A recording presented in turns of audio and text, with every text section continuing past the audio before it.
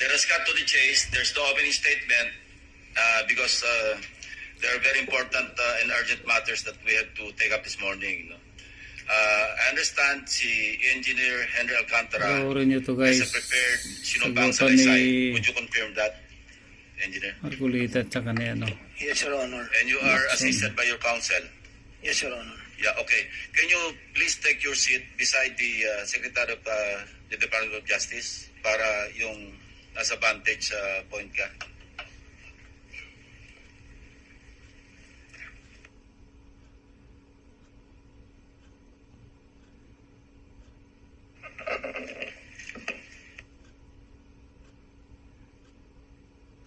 Yung counsel mo, pwede nando sa likod para you can advise him.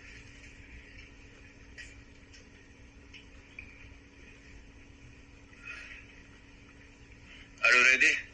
Mr. Chair, I wish I can make a few clarificatory questions before we start. But these are prejudicial questions, Mr. Chair. Later. Let's hear first from Later the na pa. principal witness this morning. No, but these are prejudicial questions. Okay, Mr. go ahead, Chair. go ahead, go ahead. Foremost to my mind, Mr. Chair, is the integrity, the impartiality, and the objectivity of the proceedings of this committee. Mr. Chair, you were interviewed on Billionario Channel by Miss Pinky Webb. Basahin ko po, sabi niya, Senator Ping, para sa inyo, sino ba ang sabihin natin worth it or dapat na ikonsidera na state witness na ipasok man lang dito sa Witness Protection Program? And you responded, at this point between Diskaya and Bryce Hernandez, Mr. Chair, question is, does the chairman has the prerogative or the right to make judgment? No. That's my perspective, no? That's my personal opinion outside of the hearing or outside of this hall. So don't question my opinion. I am That's not my questioning opinion. your opinion, Mr. Chair, but you are the Let's chairman not of this here. committee. Anyway, let's proceed with the You are not interested in the prejudicial question that I am going to raise, Mr. Chair? Go ahead, you raise your Kaya nga sinasabi ko sa inyo You're an questioning my investigator, opinion. we are investigating. May kagat tayo rin. Mr. Chair, we are still investigating. May kagad dito.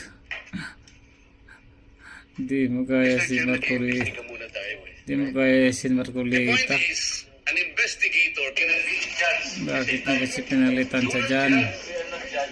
Ano, ang importante rito is the objectivity, sinasabi ko na tayo Are you trying to steal the show? No. I am raising prejudicial questions. I am, ang sinasabi ko, Sayang pinalitan niya si Marcolita dyan. sinasabi ko na sa iyo, the interest of this committee is the impartiality, the objectivity. Sana huwag kayong magbibigay ng opinion.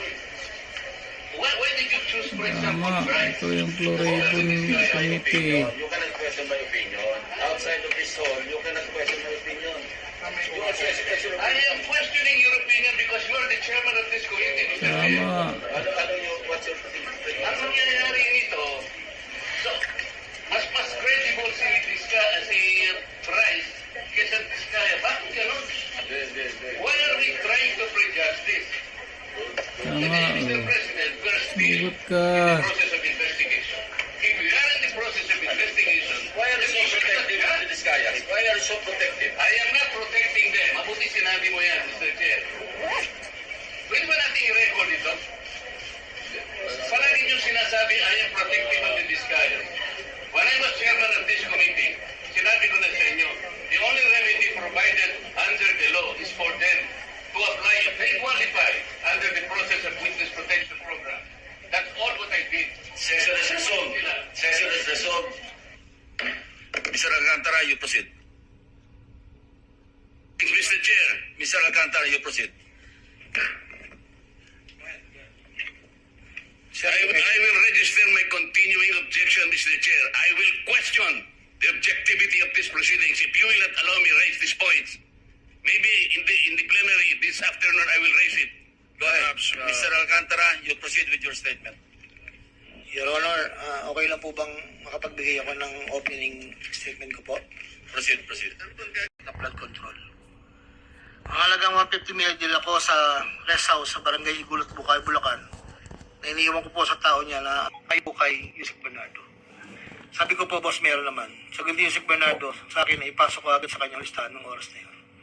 Agad-agad po akong nagpagawa ng listahan sa staff ko at sa loob ng 10 to 15 minutes, inapasa ko po ang listahan kay Yusek Bernardo. Ito po ang listahan ng mga proyekto na banggit. Ito po ay puro pumping station po with floodgates. Ito po ay phase 3. Dahil may nauna na pong phase 1, phase 2. Ito po ay 7 project. Meron tatlong 60 million, isang 45, isang 50, dalawang 40 million na may kabuang 355. Ang proponent po nito ay 25% at binigay ko yung Yusek Bernardo kasama ang may iba pang proponent ng mga pondong binaba niya sa akin para sa taong 2025. Wala po akong direktang transaksyon o direktang pakipag-ugnayan kay Senator Jinggoy. Pangapat, Congressman Rizal ko. Noong August 20 o September 2021, nagkakilala kami ni Congressman Saldico sa isang pagtitipon meeting sa Shangri-La, Bonifacio. Doon ay napag-usapan namin ang plano ni Kong Saldi na sumubok na magbaba ng pondo papunta sa aking distrito para sa iba't ibang proyekto.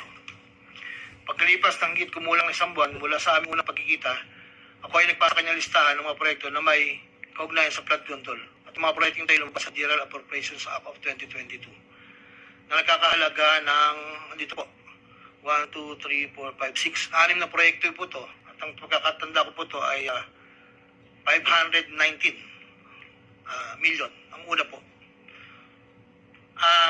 Sa pagitan ng 4 na taon, mula 2022 hanggang 2025, naging tagapagtaguyod si Kong Saldi ng mga proyekto sa Bulacan First. May git kumulang 426 na proyekto. Ang kabuang halaga ng proyekto na ito, ayon po sa nalakap kong record, ay hindi bababa sa 35 billion, 24 million pesos. Million or billion? Billion, Your Honor. Nandito po yung summary. Pwede ko pong state, Your Honor. Go ahead. Sa taong 2022, yun po yung una, bycam lang po ito ayon sa record ko po. 519 million. Sa 2023, 5 billion 790 sa NEP, 3 billion 250 sa bycam, at 3 billion 890 sa UA. 2024, 5.8 billion sa NEP, sa bycam 5.084, Grabing yaman ni sa UA Saldico talaga. 3.306. Sa 2024, nagkakalaga po ng total na 14 billion 190. Sa 2023, 12 billion. Sa 2022, 519. Noong pong 2025 ay 7 billion 385 na lang po sa NEP. Wala na pong kasunod. Sa bawat proyekto na pinapasok ni Kong Saldi, meron akong binigay na obligasyon sa kanya para sa pondo base sa aming kasunduan. Noong 2022, ang kaniyang hinihingi na budget sa bawat proyekto ay 20% lamang po. Noong 2022. Lupit mo talaga, Kung Saldico. makikita niyo po, Your Honor, isasabay ko na rin po ito, na yung larawan po ng nandun po sa kasama po ako, nakatayo, yung opisina, yun po yung 20% po na 2022 inaayos po namin doon sa litrato po. Subalit ng taong 2023 hanggang 2025, ito mas ng porsyento ng 25% po. Ang pag-abot ng porsyento para kay Kong Saldi sa bawat proyekto ay kadalasang hindi isang baksakan. Ito rin ay nakadepende kung paano na ipasok o na-insert. Kapag ang proyekto na pasok sa NEP, ang unang 10% ay agarang binibigay ko kay Kong Saldi. Abang ang balanse na 15% ay paglabas na po ng GAA within 1 to 2 months. Iniipon ko muna po yun bago po ipadala sa kanya. Kapag ang proyekto naman ay naipasok ng Kong Saldi sa BICAM, ang unang 10% ay binabayad sa kanya matapos lumabas ang GAA at ang balanseng 15% ay binibigay makalipas ng 2 buwan mula nang maaprubahan ng GAA. Pero kapag proyekto ay naipasok gamit ang UA, ang 25% ay agarang iniipon ko pati binibigay kay Mas palupit yung mataas kay Saldico. Kong Saldi. Ang pambayad para kay Kong Saldi ay nanggaling sa mga advances mula sa kontratista, pero hindi na alam ng mga kontratista kung para kanino advance na yon. Ang pera na nakalaan para kay Kong Saldi ay dinadala sa akin. Ako naman po ang nagdadala o naghahatid na hinihinging porsyento ng Kong Saldi sa iba't ibang tao niya. Hindi ko po siya na-meet during pagdadala. Ang tao niya po ay may alias lang Paul at Mark. Dahil sila po yung nag-message po sa akin through Viber disappearing message po yun, na doon ko po dadalhin. May isa o dalawang beses na dinala ko sa parking lot ng Shangri-La Hotel, Bonifacio Global City, ang porsyento ni Kong Saldi. Paminsan-minsan man, inahatid ko ito sa kanyang bahay sa Ladybug Street, Valle Verde 6, Pasig City. Mula Ortigas po, kakaliwa ka stoplight, may gate ka kanan, kakaliwa ka kanan, makikita na po yung bahay. Minsan po, minsan po ako po ang nagbababa. May tao lang pong tatanggap, tapos po, iwanan ko na po.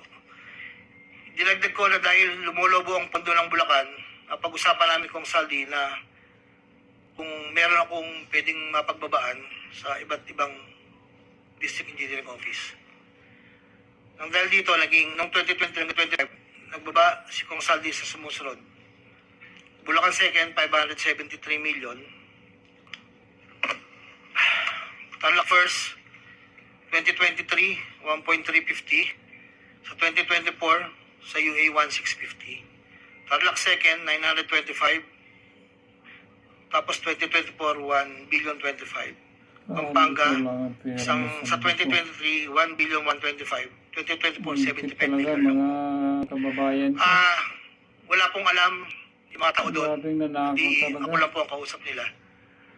Hindi po alam nila yun ay kay Kong Saldi. Dahil ako lang po, hindi ko po pwedeng sabihin kung saan nanggagaling. Ito po, ang mga iba naman pong nagbababa ay nakilala ko ang kumpanyang Pardstar. Ngunit kahit pamilyar ako sa Pardstar, hindi ko kilala ang may-ari nito. Naging tauhan ang Pardstar, ang kilala ko na MK. Na-meet ko po siya sa district. Meron po siyang project na isang tulay na inabutan ko before. Sa pagkakalam ko, si MK ay anak ng may-ari ng Pardstar. Nagkaroon ng pagkakataon ng 2020 na lumapit sa akin si MK na Pardstar na nakiusap na humingi ng listahan para sa flood control. Ayon kay plano raw nilang lakarin ng pondo para sa mga flood control projects. Ako'y nagbigay sa kanyang listahan at nalumabas naman po ito sa GA at UA. Kinaklaro ko na wala akong alam o personal knowledge kung paano nakuha ng Pardstar ang pondo at kung sino ang kausap nila para masiguro ang pagkuha ng pondo. Hindi po ako knowledgeable doon. Basta nagbibigay lang po ako ng listahan. Ang proyektong iginawad na Pardstar ay pinunduan mula sa National Expenditure Program at papandong itilakda ng bicameral conference ayon po sa record. Ito pa po, meron pong 2022, si Commissioner Mario Lipana po ay nangingiri po sa akin ng listahan. Taong 2023, nakapagbaba po siya sa UA ng 500 million.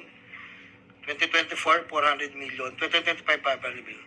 Wala akong personal knowledge kung paano nila nakuha ang pondo at kung sinong kausap lang. Ang listahan ng mga proyektong na ipasok ni Com Lipana ay nakalakip sa sinumpang salisay sa annex po. Dito po lahat yung detalye. Nabanggit po nung nakaraang hearing, former Congressman Mitch Kaayon, noong taong 2021, nakilala ko si isang pagtitipon, hindi ko lang po matandaan, alam ko po birthday, na noon ay Yusek pa po ang pagkakatanda ko. Dito ay nakapag-usap kami, tinanong niya kung pwede siya magpababa ng pondo sa aking DO. At sinagot ko naman na opo, pwede po.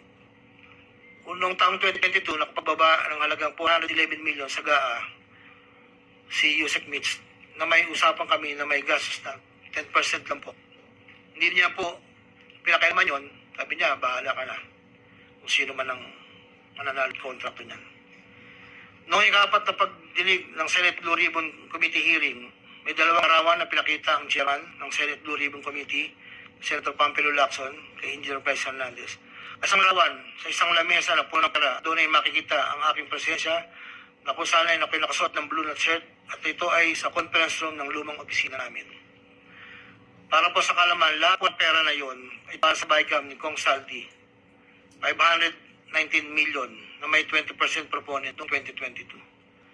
Ito po ay galing sa iba't ibang mga kontraktor na nakuha ng mga proyektong naipababa ni Congressman Saldi. Ang pangalawang larawan naman po ng pera na nakasalansan sa isang bilyara Sarap mo. ay para sa proponent ng 2020 na Balatan ng 5.79 billion na dadali namin kay Kong Saldi na sa aking pagkaalala ay nagkakalaga ng 579 bilang 10% advance payment. Aking reserva ang aking pagpara sa kalagdagang sinumpang salasay kung sakaling ito ay mabibigyan mo yung pagkakataon. Ginagawa ko ang sinumpang salaysay na ito upang pakita ang aking kusang loob na pakipagtulungan sa sinasagawang bisita sa Senado, sa House of Representatives, at iba pang ahensya ng pamahalaan, kaugnay ng mga anumalyang proyekto ng DPWH. Ito pang tuluyang palagot lahat ng mga taong sangkot. Tapos na maligaya araw mo. Pwede bang pirmahan mo yung sinumpang salaysay para maibahagi sa mga miyembro ng committee ito nang sa gayon, mamaya kung meron silang gustong tanungin, at least pirmado mo yung sinumpang salaysay. Your Honor, dahil in good faith po ako, kahit wala po akong inaasahan pa kung ano ang mangyayari sa akin, I will sign this. Dapat lang. Nagpapatunay na ako po ay Bibitayin willing ka. po makipag-cooperate. I will sign this one po. Salamat po. Bibitayin tong nayo. Ito eh.